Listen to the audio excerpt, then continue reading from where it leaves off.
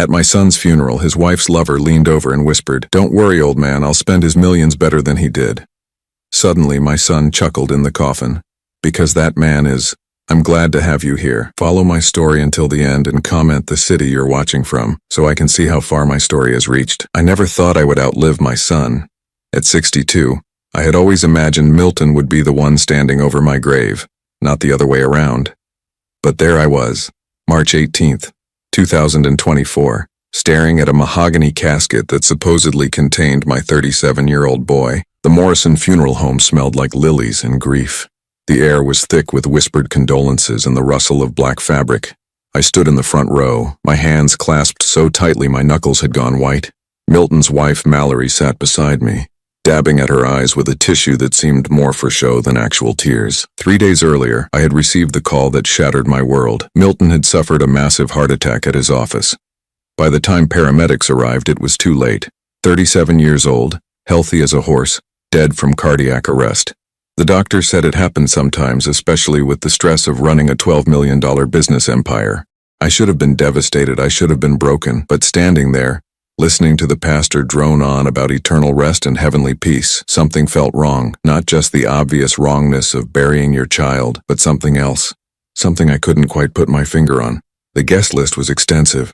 Milton had been well loved in the business community, respected by colleagues, cherished by friends. At least that's what I had always believed. But as I watched people file past the casket, offering their hollow words of comfort, I began to notice things. Mallory's grief seemed calculated. She cried at precisely the right moments, accepted condolences with the perfect amount of dignity, and somehow managed to look devastatingly beautiful in her black designer dress. For a woman who had just lost her husband of 9 years, she seemed remarkably composed. Then there was Derek Morrison, Milton's business partner and Mallory's supposed friend. He stood near the back of the room, his eyes not on the casket but on Mallory. Every time she moved, his gaze followed. When she spoke to other guests, he listened intently. When she touched her hair nervously, he leaned forward slightly, as if connected to her by some invisible string. I had met Derek dozens of times over the years. He was Milton's right hand at the company, the man who handled the financial side while my son focused on operations. A smooth talker with perfectly styled hair and expensive suits, Derek had always struck me as the type of man who measured everything by its potential value. The service dragged on. People shared memories of Milton that sounded rehearsed, sanitized versions of a life I knew had been much more complex. My son had been passionate, sometimes reckless, fiercely loyal to those he loved. But listening to these speeches, you would think he was some kind of saint who never raised his voice or made a questionable decision. When it came time for the family to say their final goodbyes, I found myself walking toward the casket with leaden feet. Milton looked peaceful, his hands folded over his chest, wearing the navy suit I had bought him for his wedding day. His face was pale but serene, younger somehow than his 37 years. I leaned down and whispered, "I'm going to miss you, son. I'm sorry I couldn't protect you." As I stepped back, Mallory approached the casket. Her performance was flawless, the grieving widow saying goodbye to her beloved husband. She placed a single white rose on his chest and murmured something I couldn't hear. Then Derek appeared beside me. I hadn't noticed him approaching, but suddenly he was there, close enough that I could smell his expensive cologne. He leaned toward my ear, and what he said next changed everything. "Don't worry, old man," he whispered, his voice barely audible but dripping with satisfaction. "I'll spend his millions better than he ever did." The words hit me like a physical blow. I turned to stare at Derek, but his expression was neutral, almost bored. Had I misheard? Had grief finally driven me to hallucinations? But then something impossible happened. From inside the casket came a sound that made my blood freeze. A soft chuckle, quiet, barely perceptible, but unmistakably Milton's laugh. I gripped the edge of the casket, my heart hammering against my ribs. Derek had heard it too. His face had gone pale, and he took a quick step backward. Around us, the funeral continued, no one else seeming to notice anything unusual. "Did you?" I started to ask Derek, but he was already walking away, moving quickly toward the exit. I stared down at Milton's still face, searching for any sign of movement. Nothing. His chest didn't rise or fall. His eyelids didn't flutter. He looked exactly like what he was supposed to be, a dead man. But I knew what I had heard, that soft, knowing chuckle that meant Milton found something amusing. It was the same laugh he had used as a child when he knew a secret that adults hadn't figured out yet. The same laugh he had made when he beat me at chess for the first time. The same laugh that meant he was 3 steps ahead of everyone else in the room. The rest of the service passed in a blur. I went through the motions of accepting condolences, shaking hands, nodding at appropriate moments. But my mind was racing. Derek's whispered words kept echoing in my head. I'll spend his millions better than he ever did. What did that mean? And how could Milton have laughed when he was supposed to be dead? As the funeral home began to empty, I found myself alone with the casket for a moment. Mallory was outside, graciously accepting flowers and condolences from the last few guests. The funeral director was busy with arrangements for the burial the next day. I leaned close to the casket again, my voice barely a whisper. Milton, son, if you can hear me? Nothing. No response, no movement, no mysterious laughter. Just the profound silence of death. But as I straightened up, I noticed something that made my stomach drop. Milton's wedding ring was missing. The simple gold band I had helped him choose 9 years ago, the one he never took off, was gone from his finger. I looked around frantically, wondering if it had been removed for some funeral preparation reason. But morticians typically left wedding rings on the deceased. It was considered part of their final dignity, their lasting connection to love. So where was Milton's ring? And why did its absence feel like another piece of a puzzle I was only beginning to understand? The drive home was torture. Every traffic light seemed to last forever. Every mile stretched into eternity. I kept replaying the events at the funeral home, trying to make sense of what I had experienced. Derek's cruel whisper, Milton's impossible laughter, the missing wedding ring. None of it made sense individually, but together, they painted a picture I wasn't ready to accept. My house felt enormous and empty when I walked through the door. I had lived there alone since my wife Sarah passed away 8 years ago, but it had never felt this hollow. The silence pressed against my eardrums like a physical weight. I poured myself 3 fingers of whiskey and sat in my recliner, staring at the framed photos on the side table. Milton at his high school graduation, beaming with pride. Milton and Mallory on their wedding day, looking like they had stepped out of a fairy tale. Milton last Christmas, laughing at some joke I couldn't remember now. The phone rang, jarring me from my thoughts. It was Mallory, her voice soft and fragile. Joel, I just wanted to thank you for today. Milton would have been so proud of how beautiful the service was. Yes, I managed, my throat tight. It was lovely. I know this is difficult, but we need to talk about arrangements. The lawyer wants to meet with us next week about the will and the business. Derek thinks we should. Derek thinks? I interrupted, the whiskey making me bolder than usual. Since when does Derek think for our family? There was a pause. He's been such a help, Joel. I don't know what I would do without him during this time. I bet you don't, I thought, but I kept it to myself. We'll talk later, Mallory. I need some time. After I hung up, I sat in the growing darkness of my living room, pieces of a terrible picture beginning to form in my mind. Derek's whispered threat, Mallory's convenient grief, Milton's missing wedding ring, and that impossible moment of laughter from a dead man. Something was very, very wrong, and I was going to find out what. The grandfather clock in the hallway chimed 11 times as I finally headed to bed, but sleep wouldn't come. Every time I closed my eyes, I heard that soft chuckle again, Milton's laugh full of secrets and hidden knowledge. What did you know, son? I thought, staring at the ceiling. And how can I find out when you're supposed to be gone forever? Outside my window, a car engine started and drove away into the night. But it wasn't until the next morning that I would realize someone had been watching my house, waiting to see what the old man might figure out next. I didn't sleep. How could I? Every time I closed my eyes, I heard that soft chuckle echoing from the mahogany casket. By 5 in the morning, I gave up and made coffee, my hands shaking as I measured the grounds. The morning news droned in the background, but I wasn't really listening. My mind kept circling back to the same impossible questions. How does a dead man laugh? Why was Derek so confident about spending Milton's money? And where was my son's wedding ring? I needed answers, and I knew where to start. St. Mary's Hospital sat on the outskirts of town like a concrete fortress against human suffering.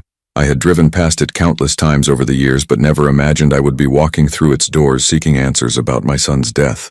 The information desk was staffed by a tired-looking woman with kind eyes who directed me to the cardiac unit. My shoes echoed against the polished floors as I made my way through corridors that smelled of disinfectant and barely suppressed despair.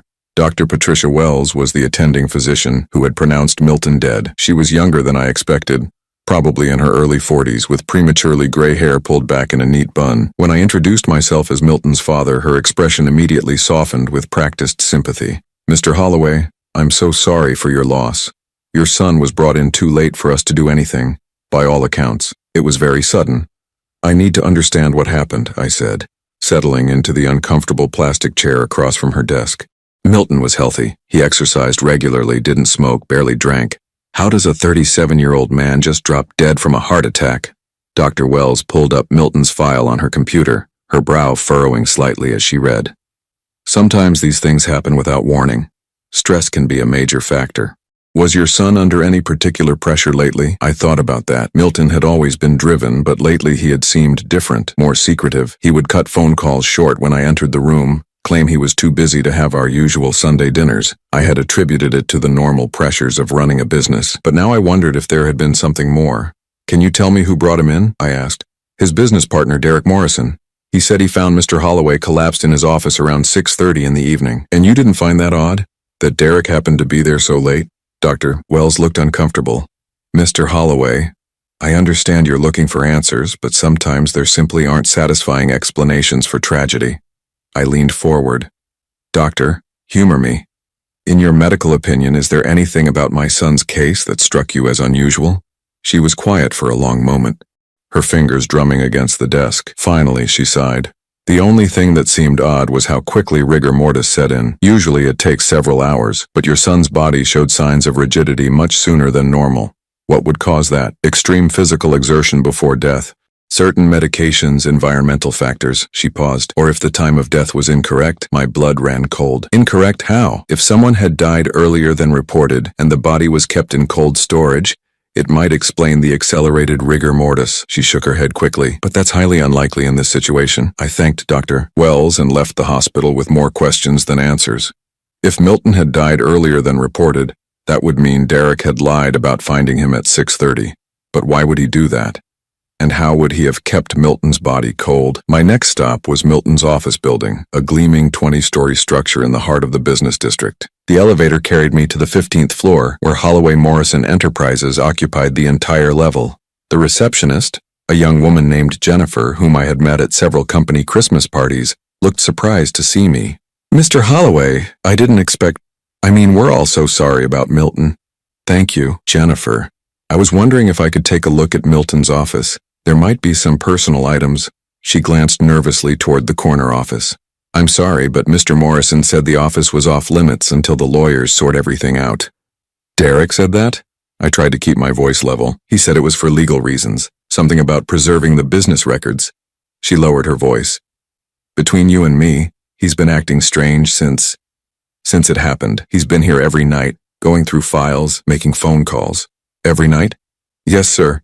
He was here until almost midnight yesterday, even though it was the day of the funeral. I only know because I forgot my purse and came back for it. This was getting stranger by the minute. Why would Derek be working so late on the day of Milton's funeral?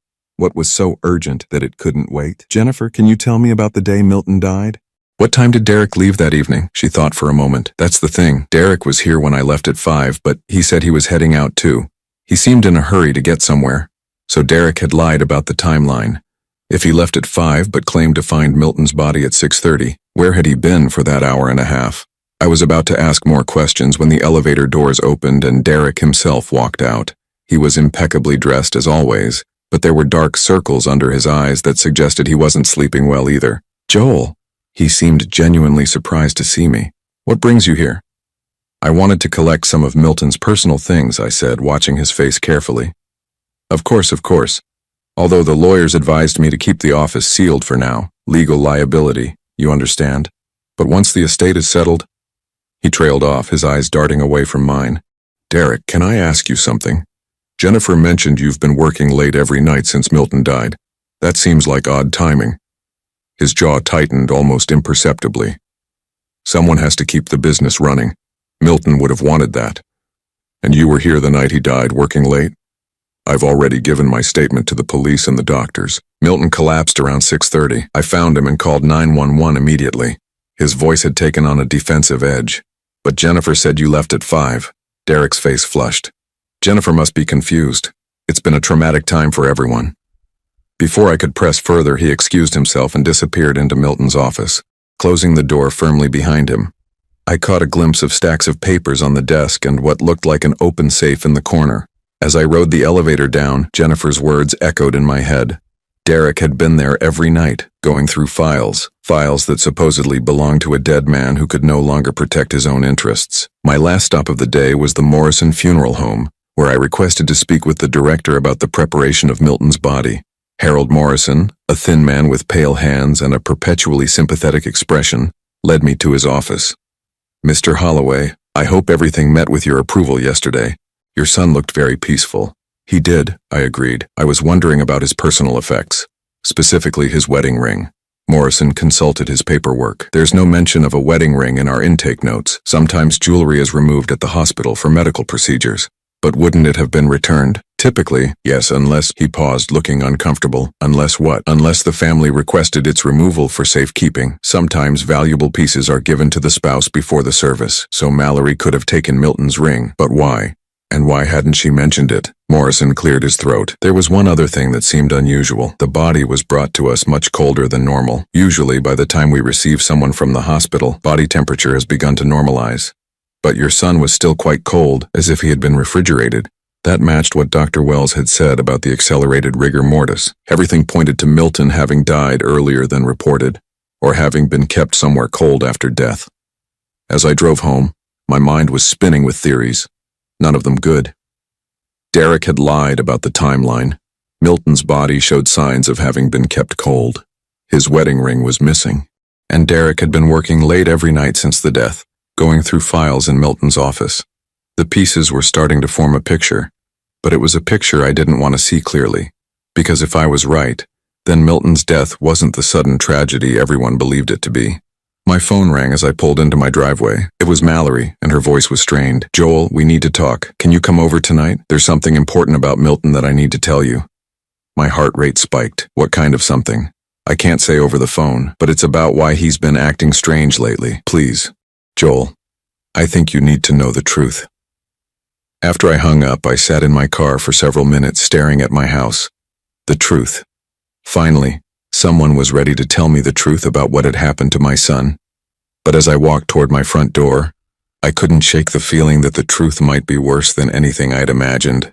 Because if Milton really had been acting strange lately, if there really were secrets he had been keeping, then maybe his death wasn't the random tragedy it appeared to be. Maybe someone had wanted my son dead, and maybe that someone was now preparing to inherit everything he had worked for. The key turned in my lock with a soft click, and I stepped into my empty house wondering if I was strong enough to handle whatever Mallory was about to tell me. Outside, darkness was falling, and somewhere in the city, Derek Morrison was probably going through more of my dead son's files, looking for whatever he needed to secure his claim to $12 million. But there was something Derek didn't know yet, something I was just beginning to understand.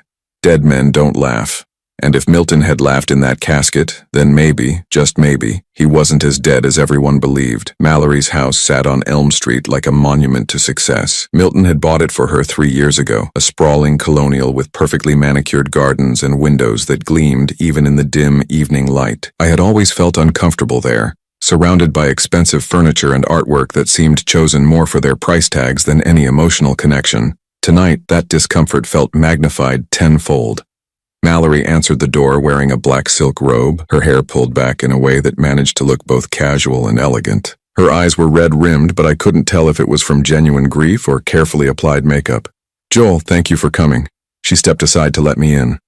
"I know this has been difficult for both of us." The living room was dimly lit, candles flickering on the mantelpiece beneath a large portrait of Milton and Mallory on their wedding day. He looked so young in that photo, so hopeful. The man smiling down at us had no idea what his life would become. "You said you had something important to tell me about Milton," I said, not bothering with pleasantries. Mallory poured herself a glass of wine with shaking hands. "Would you like something to drink?" "I'd like answers." She nodded and settled into the armchair across from me, her fingers wrapped around the wine glass like it was an anchor. Milton had been acting strange for the past few months. Secretive. He would disappear for hours without explanation, make phone calls he wouldn't let me overhear. Secretive how? He started sleeping in the guest room, said he didn't want to disturb me with his insomnia. He would leave early in the morning and come home late, claiming he was working on some special project. She took a sip of wine. "I thought he was having an affair." The words hit me like a slap. Milton would never. That's what I thought too, but then I found receipts for a storage unit across town. When he had rented under a false name, her voice dropped to barely above a whisper. I followed him there one day. My heart was pounding now. What did you find? Mallory set down her wine glass and walked to a small desk in the corner of the room. She pulled out a manila envelope and handed it to me with trembling fingers. These. Inside were photographs. Dozens of them. Milton talking to men I didn't recognize. Milton entering what looked like a small apartment building. Milton sitting in his car outside our family lawyer's office. And most disturbing of all, Milton meeting with Dr. Harrison, his longtime friend who happened to work at St. Mary's Hospital. I don't understand, I said, though a terrible suspicion was beginning to form in my mind. There's more. Mallory's voice was barely audible now. I hired a private investigator to follow him. What I discovered, she stopped, pressing her hand to her mouth. What did you discover? Milton knew. Joel? He knew about Derek and me. The admission hung in the air between us like a toxic cloud. I stared at her, trying to process what she had just said. You and Derek? Tears began to stream down her face, but they looked genuine this time. It started 6 months ago. I was lonely, Milton was always working, and Derek was there. He made me feel special, important. She wiped at her eyes. I never meant for it to happen.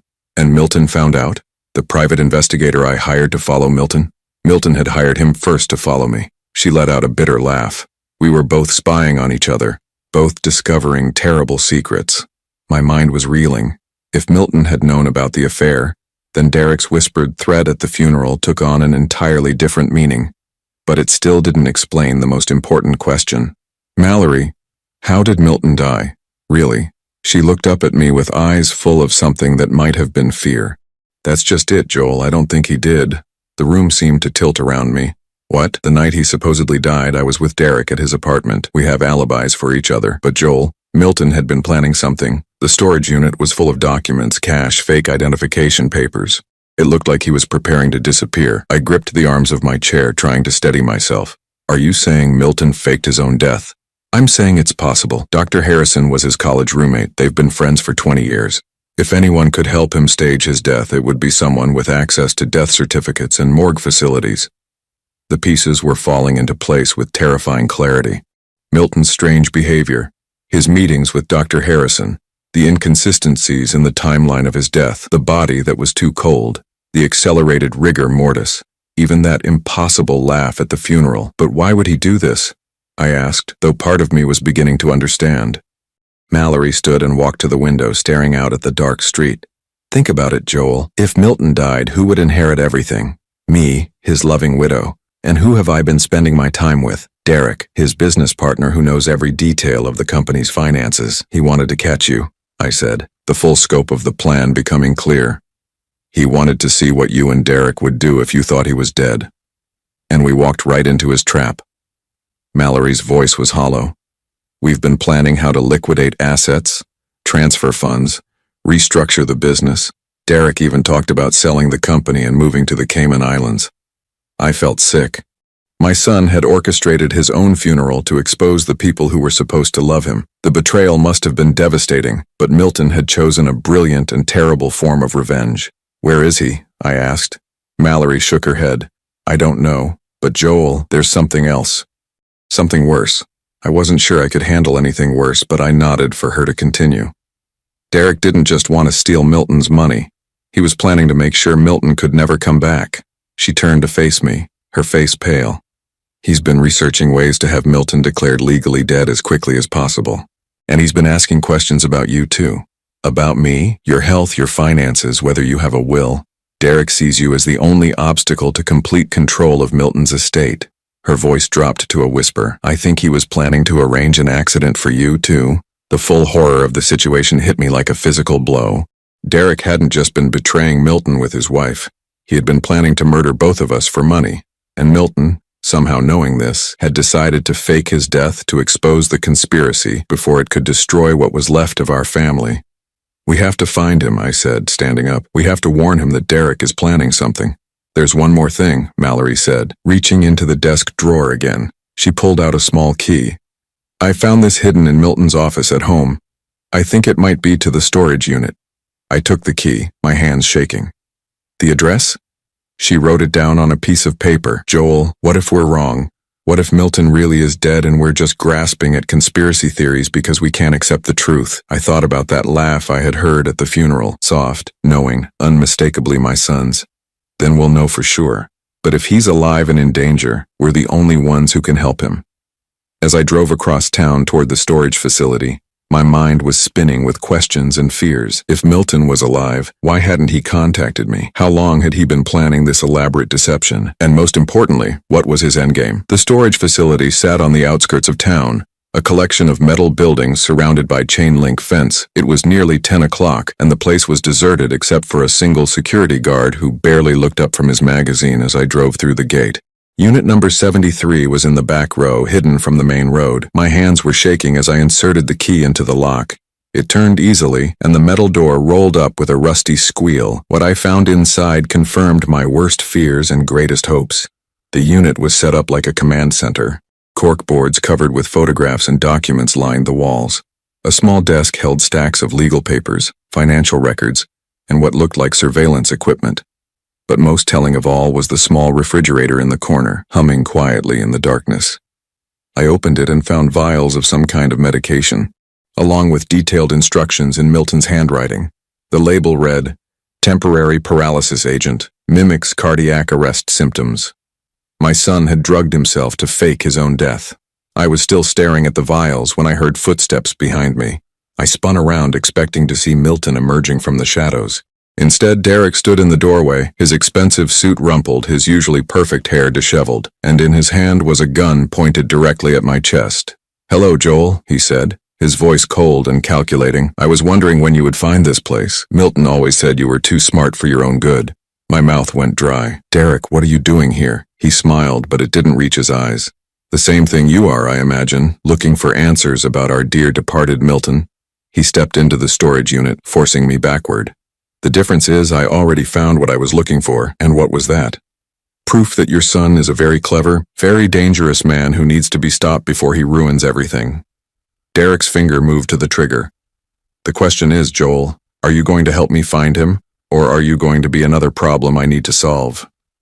I looked into Derek's eyes and saw something that chilled me to the bone. This wasn't just about money anymore. This was about a man who had been backed into a corner and was willing to kill to protect his secrets. And somewhere out there, my son was alive but in terrible danger, unaware that his carefully laid plans had been discovered by the very man who wanted him dead. The gun in Derek's hand looked enormous in the dim light of the storage unit. I had never stared down the barrel of a weapon before, and the experience was surreal, like watching a movie where I was both the audience and the victim. "You don't want to do this," I said, surprised by how steady my voice sounded. Derek laughed, but it was nothing like Milton's warm chuckle.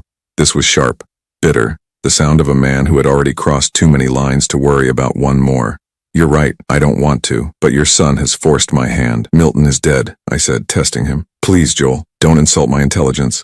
Derek gestured at the medical equipment surrounding us. "Your boy staged quite an elaborate performance. Temporary paralysis drugs, a friend in the hospital willing to falsify records, even a complicit funeral director. It's impressive, really." My heart sank. If Derek knew all this, then Milton was in more danger than I had imagined.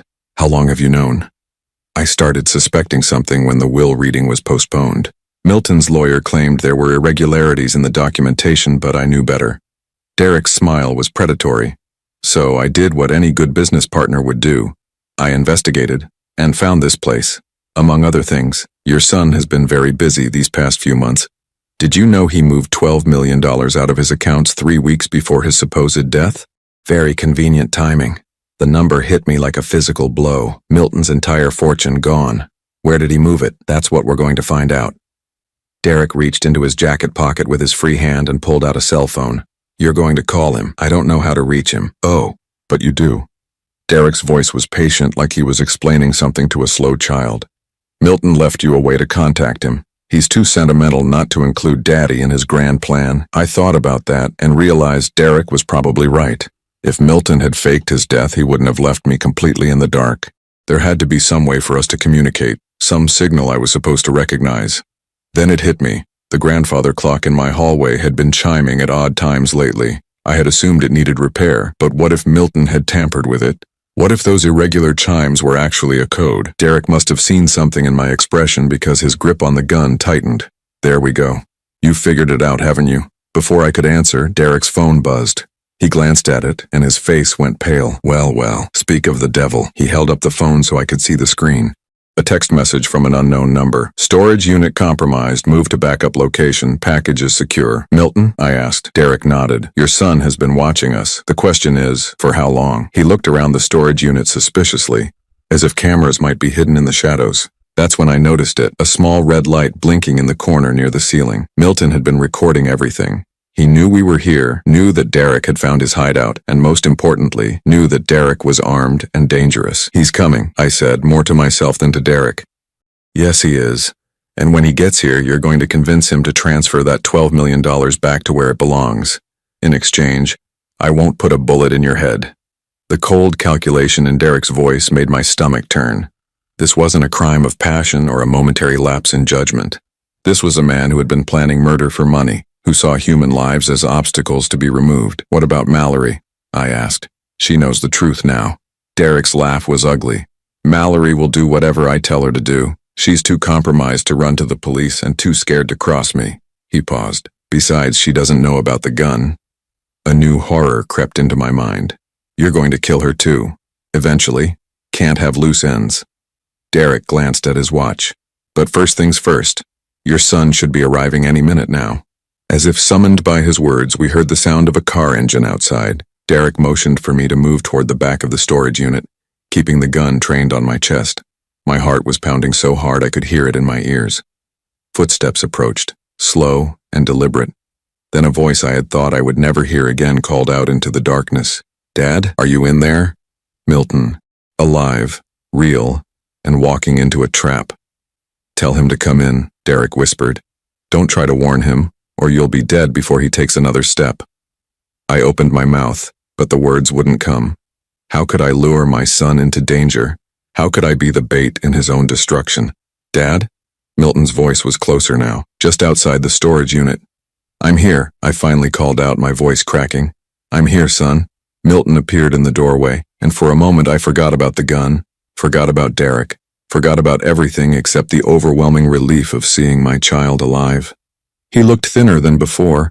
His hair was longer, and there were new lines around his eyes that spoke of stress and sleepless nights. But it was unmistakably him. Jesus, Dad, when I saw Derek's car, I thought... Milton stopped mid-sentence as he noticed Derek standing in the shadows. Oh. Hello, Milton.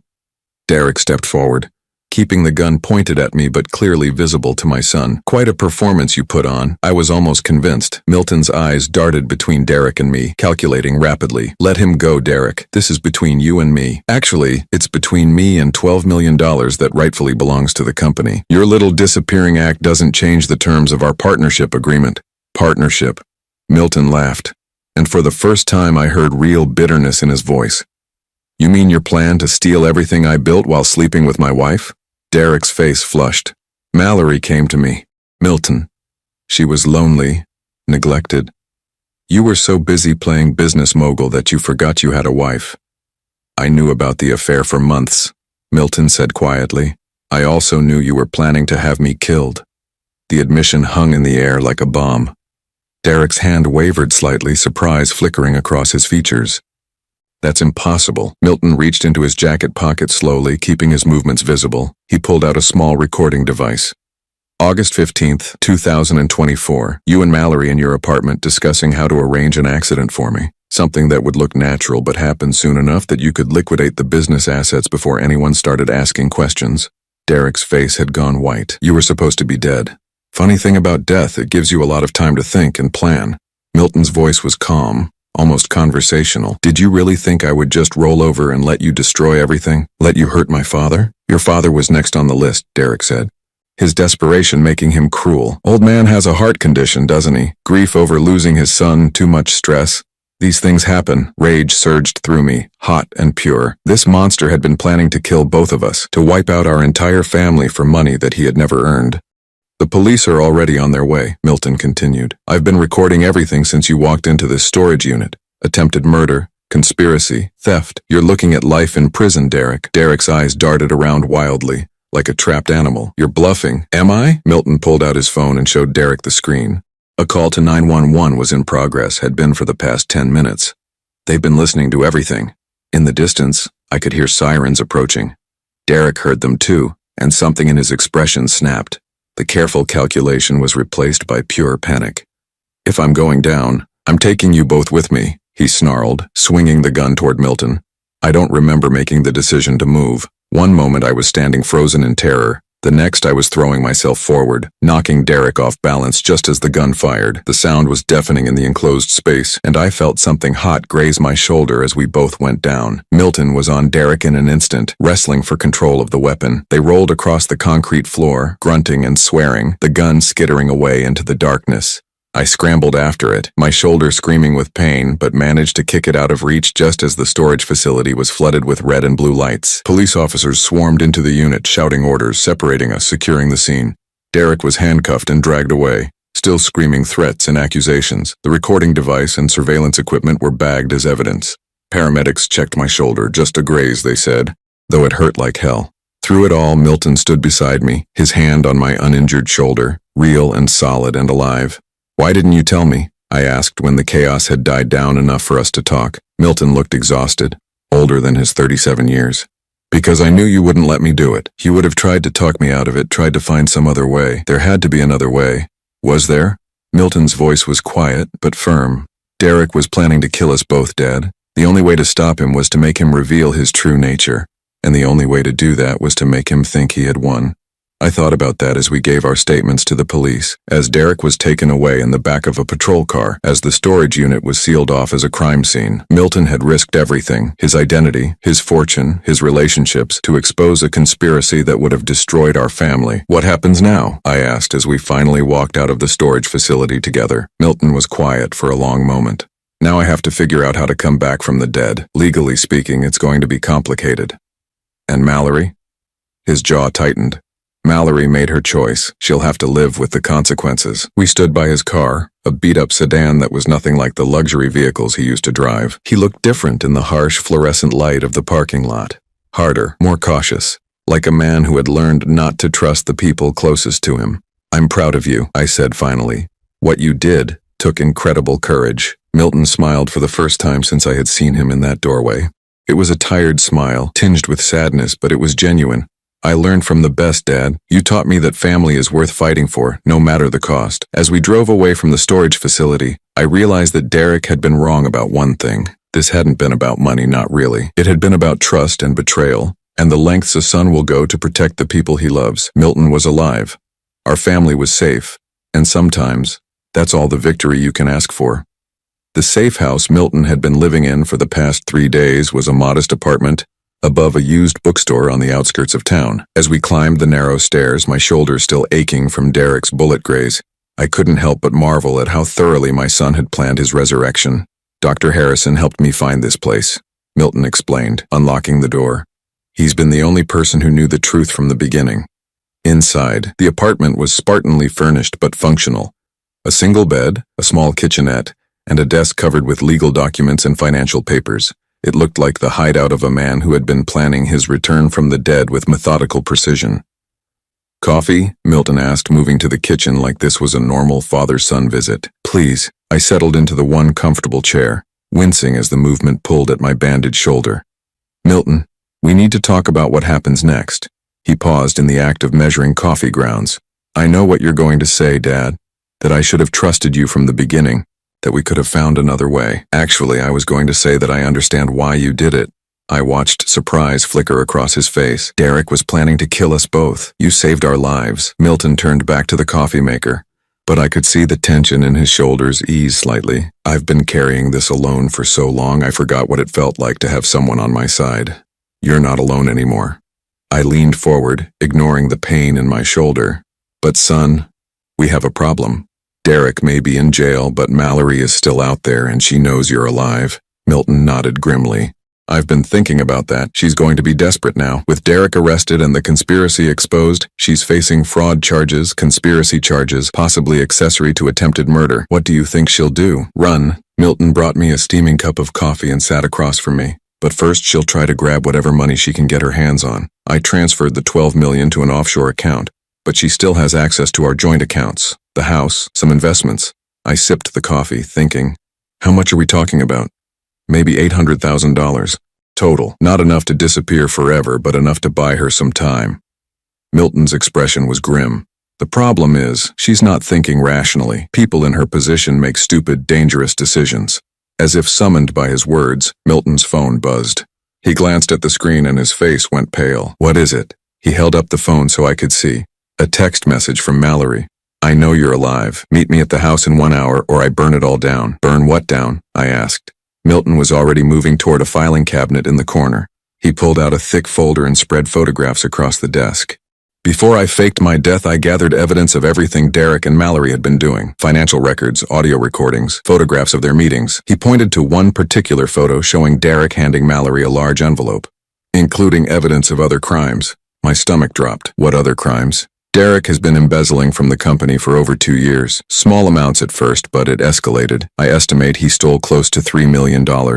Milton's voice was tight with controlled anger. Mallory knew about it. She helped him hide the money in accounts under her maiden name. And she's threatening to destroy the evidence? More than that. She's threatening to destroy everything. Financial records, business documents, anything that could implicate her or Derek. Milton ran his hands through his hair. If she destroys that evidence, Derek might be able to get the charges reduced. He could claim he was acting alone, that the murder plot was just him going rogue. I understood the implications immediately. Without the evidence of the larger conspiracy, Derek might serve only a few years for attempted assault. He could be free while Milton and I were still looking over our shoulders. We can't let that happen, I said. Milton looked at me with something that might have been pride. I was hoping you'd say that. But Dad, this is dangerous. If we confront her, she might do something desperate. She's already doing something desperate. I stood up, testing my shoulder. The pain was manageable. What's your plan? Milton spread out a hand-drawn map of the house on Elm Street. She's expecting me to come alone, probably hoping to manipulate me one last time. But what if I don't show up alone? You want me to come with you? I want you to be my backup. There's a side entrance to the house through the garden. While I'm talking to her in the living room, you can secure the evidence from my home office. Milton pointed to a room on the second floor of the house. Everything important is in a fireproof safe behind the bookshelf. I studied the map, thinking through the logistics. What if she's armed? She's not the type. Mallory's weapon has always been manipulation, not violence. But if things go wrong... Milton pulled out his phone and showed me an app. I'll have a direct line to Detective Rodriguez. One button press and the police will be on their way. It wasn't a perfect plan, but it was better than letting Mallory destroy evidence that could put Derek away for decades. And honestly, part of me wanted to confront her. This woman had betrayed my son, conspired to kill us both, and was now trying to escape justice by burning everything down. All right, I said, but we do this smart, no unnecessary risks. Milton smiled, and for the first time since his supposed death, it looked genuinely happy. Thanks, Dad, for everything. An hour later, we were parked down the street from the house on Elm Street. From the outside, it looked exactly the same as it had during happier times. The perfectly manicured lawn, the gleaming windows, the expensive cars in the driveway. But now I knew it was all built on lies and stolen money. Remember, Milton said, checking his watch. Give me 15 minutes to get her talking. She'll want to negotiate, try to work out some kind of deal. That should give you enough time to get to the office and back. I squeezed his arm. Be careful, son. Don't underestimate her just because she's desperate. You too, Dad. I watched Milton walk up the front steps and ring the doorbell. Even from a distance, I could see Mallory's silhouette in the window, could sense the tension in the air. Then the door opened and Milton disappeared inside. I counted to 60, then made my way around to the garden entrance. Milton had given me his spare key months ago, back when I used to help him with yard work on weekends. It seemed like a lifetime ago now. The side door opened quietly and I slipped into the kitchen. The house was eerily quiet except for the murmur of voices from the living room. I couldn't make out words, but I could hear the cadence of an argument building. Moving as quietly as possible, I climbed the back stairs to the second floor. Milton's home office was exactly as he had described it, a masculine space with dark wood furniture and walls lined with bookshelves. Behind the largest shelf, hidden from casual view, was a small safe built into the wall. Milton had given me the combination, Sarah's birthday, the date my wife had passed away. Even in the midst of planning his fake death, my son had been thinking about family, about the people who truly mattered. The safe opened with a soft click, revealing stacks of documents, USB drives, and what looked like audio recording equipment. I grabbed everything, stuffing it into a messenger bag I had brought for this purpose. That's when I heard Mallory's voice raised and angry, drifting up from the first floor. You think you're so clever, don't you? Staging your own death, making me look like a fool? Milton's response was too quiet to hear, but it must have enraged her because her next words were shouted. Well, guess what, husband? I have a few surprises of my own. The sound of something heavy hitting the floor made my blood run cold. I abandoned stealth and rushed toward the stairs, the bag of evidence clutched against my chest. In the living room, I found Milton backed against the fireplace, his hands raised in a gesture of surrender. Mallory stood 10 feet away, and in her hands was not a gun, but something almost worse. A can of gasoline and a cigarette lighter. Hello, Joel, she said without turning around. I was wondering when you would show up. Milton always was a daddy's boy. The smell of gasoline was overwhelming. She had doused the entire living room, the expensive furniture, the Persian rugs, the family photographs that lined the mantelpiece. One spark and the whole place would go up in flames. Mallory, I said carefully, put down the lighter. We can work this out. She laughed, a sound like breaking glass. Work it out? Your son ruined my life. My husband is in jail because of his sick little game. Derek is in jail because he tried to kill us, Milton said, his voice steady despite the danger. Derek loved me. Mallory's composure cracked, revealing the hysteria underneath. He was going to take care of me, give me the life I deserved, and you destroyed it all with your paranoid fantasies. I saw Milton's hand inch toward his phone, but Mallory noticed too. Don't even think about it. I see that phone come out and I burn this place down with all of us inside. She flicked the lighter, and a small flame danced in her fingers. You want your precious evidence, your financial records and audio recordings? Watch them burn. That's when I realized she knew about the safe. Somehow she had discovered Milton's hiding place and was planning to destroy everything rather than let it be used against Derek. The bag, she said, noticing what I was carrying. Give it to me, now. I looked at Milton, saw the calculation in his eyes. We were trapped. If I gave her the evidence, Derek might escape justice. If I didn't, she might kill us all in a fire that would destroy the evidence anyway. But Milton had one advantage that Mallory didn't know about. His phone wasn't in his pocket. It was in his shoe, already connected to Detective Rodriguez, broadcasting everything live. He caught my eye and mouthed a single word. Trust. Then he did something that took incredible courage. He stepped forward, moving closer to the gasoline-soaked furniture and the unstable woman holding a flame. You're right, Mallory. I did ruin your life, but not because I was paranoid, because I loved you, and I couldn't accept what you had become. His words seemed to surprise her. The lighter wavered in her hand. I kept hoping you would come back to me.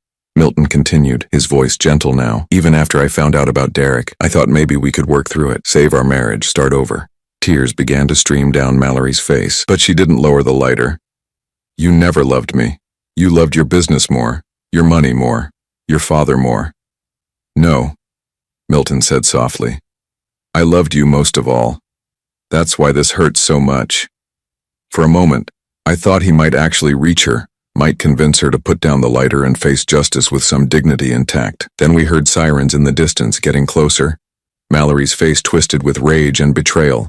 You called them. I called them because I want you to live, Milton said. Because even after everything, I don't want you to die.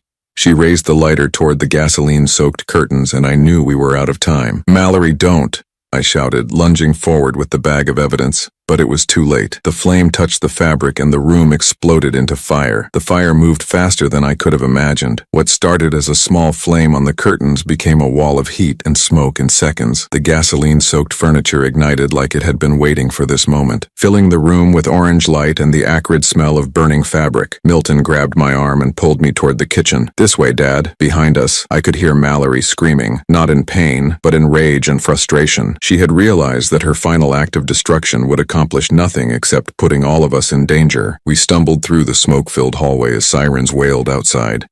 Milton led me through the back door just as the first fire trucks arrived, their red lights painting the neighborhood in harsh, urgent colors. The evidence, I gasped, clutching the messenger bag against my chest. Safe, Milton assured me, helping me to a spot on the lawn where we could breathe clean air. Everything we need is right there.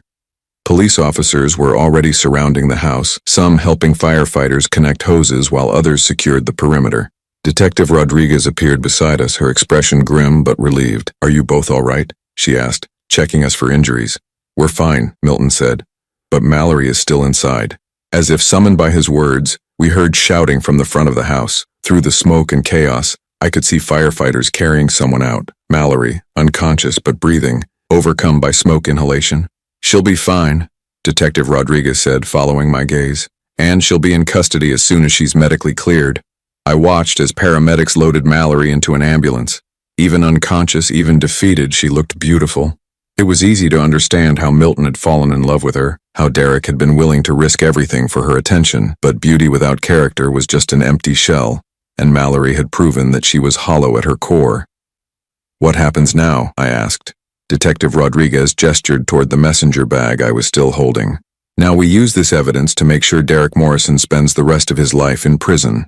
Attempted murder, conspiracy, embezzlement, he's looking at 30 years minimum. And Mallory? Arson, conspiracy, accessory to embezzlement. She'll probably get 15 to 20. The detective's expression was professionally neutral, but I could see satisfaction in her eyes. Justice isn't always perfect, but sometimes it's thorough. Milton was staring at the burning house, watching flames consume what had once been his home. "I built that place for her," he said quietly. "Picked out every piece of furniture, every painting, every fixture. I thought if I gave her a perfect life, she would be happy." "You can't buy happiness, son, and you certainly can't buy love." He nodded, but I could see the sadness in his eyes. Despite everything Mallory had done, despite her betrayal and her willingness to see us both dead, Milton had genuinely loved her. That kind of love doesn't disappear overnight, even when it's proven to be one-sided. "Mr. Holloway?" A young police officer approached us with a clipboard. "We need to get your statements about what happened inside the house." For the next 2 hours, we sat in the back of a police car and recounted everything. Milton's elaborate plan to fake his death, Derek's conspiracy to steal the business, Mallory's final desperate attempt to destroy evidence. It sounded like something from a crime novel, too complex and dramatic to be real. But the evidence didn't lie. The audio recordings from Milton's phone had captured everything. Derek's confession, his threats, Mallory's admission of arson. Combined with the financial records and photographs from the safe, it painted a complete picture of a conspiracy that had been months in the making. By dawn, the fire was out, and the house was a charred skeleton. Most of the structure had survived, but the interior was gutted. Everything Milton had built with Mallory, all those years of marriage and shared dreams, had literally gone up in smoke. "I'm sorry," I said, as we stood looking at the ruins. Milton shook his head. "Don't be. This needed to happen. Not the fire, but the end of it all. I was holding on to something that was never real to begin with." Detective Rodriguez approached us one final time before we left. "Derek Morrison has agreed to plead guilty to all charges in exchange for a life sentence without the possibility of parole. He wants to avoid the death penalty." I felt a grim satisfaction. Derek would spend the rest of his life in a cell, thinking about how his greed had cost him everything. It wouldn't bring back the trust he had violated or the innocence he had destroyed, but it was justice nonetheless. "What about the business?" I asked Milton as we drove away from Elm Street. "Holloway Morrison Enterprises dies with this scandal," Milton said. "But I've been thinking about starting over. Something smaller, more personal, maybe something we could run together." The idea surprised me. I was 62 years old, supposedly ready for retirement, not new ventures. But the thought of working alongside my son, of building something honest and clean from the ground up, was appealing. "What did you have in mind?" Milton smiled, and for the first time in months, it reached his eyes. "Security consulting. Help people protect themselves from the kind of betrayal we just went through. We've certainly learned enough about the subject. Over the next few weeks, as the legal proceedings moved forward and the media attention died down, Milton and I began planning our new life. He moved into the spare bedroom of my house while he sorted out his legal resurrection. Apparently, coming back from the dead requires an enormous amount of paperwork. The $12 million he had hidden offshore became the seed money for our new company. Holloway Security Consulting specialized in background checks, fraud prevention, and threat assessment. Our first clients were small business owners who had heard about our story and wanted protection from their own potential Derek Morrisons. We hired Dr. Harrison as our medical consultant. His expertise in recognizing the signs of poisoning and drug-induced illness proved valuable in several cases. Jennifer, Milton's former receptionist, came to work for us as office manager. She said she had always suspected something was wrong with Derek's timeline the day Milton died, and she was excited to be part of something that helped people instead of exploiting them. 3 months after the fire, I was in our new office reviewing a case file when Milton knocked on my door. "Dad, you have a visitor." I looked up to see a woman standing behind him, tall, dark-haired, with intelligent eyes and a warm smile. She looked like someone who had seen trouble but hadn't let it break her. "This is Sarah Chen," Milton said. "She's a forensic accountant who worked on the Derek Morrison case. She's also—" He paused, and I was surprised to see him blush slightly. "She's someone I've been spending time with." I stood to shake her hand, studying her face. She met my gaze directly, no deception or manipulation in her expression. After Mallory, I had wondered if Milton would ever trust another woman, but Sarah Chen looked like someone worth trusting. "It's nice to meet you, Mr. Holloway. Milton talks about you constantly. Please, call me Joel, and thank you for your work on the case. I know it couldn't have been easy sorting through Derek's web of lies. Actually, it was satisfying," she said with a slight smile. "I specialize in financial fraud cases, and Derek Morrison was one of the most thorough criminals I've ever investigated. It felt good to see justice served." We talked for a few minutes about the case, about our new business, about Milton's adjustment to being alive again. Sarah was clearly intelligent and principled, and the way she looked at Milton suggested genuine affection rather than gold-digging opportunism. After she left, Milton lingered in my office. "She seems wonderful," I said. "She is. Dad, I know it's soon after everything that happened, but Sarah makes me feel like I can trust again, like I can build something real with someone." I thought about that. 6 months ago, Milton had been married to a woman who was planning to kill him. Now he was slowly learning to open his heart to someone new. It took courage to love again after betrayal, especially betrayal that deep. "Trust your instincts, son. You've earned the right to be happy." That evening, I sat on my back porch with a glass of wine, watching the sunset paint the sky in shades of gold and orange. My shoulder had healed completely, leaving only a thin scar as a reminder of that night in the storage unit. The physical healing had been easier than the emotional healing, but both had progressed in their own time. My phone buzzed with a text message from Detective Rodriguez. "Derek Morrison died in prison today. Heart attack. Thought you should know." I stared at the message for a long time. Derek had been 41 years old, healthy except for his greed and cruelty. A heart attack seemed almost poetic. The man who had been planning to fake Milton's cardiac arrest had died of the real thing. I didn't feel satisfaction at the news. Just a quiet sense of closure. Derek Morrison would never hurt anyone again. The debt had been paid, the scales balanced. Milton found me on the porch an hour later, holding his own glass of wine. "Detective Rodriguez called me too," he said, settling into the chair beside me. "How do you feel about it?"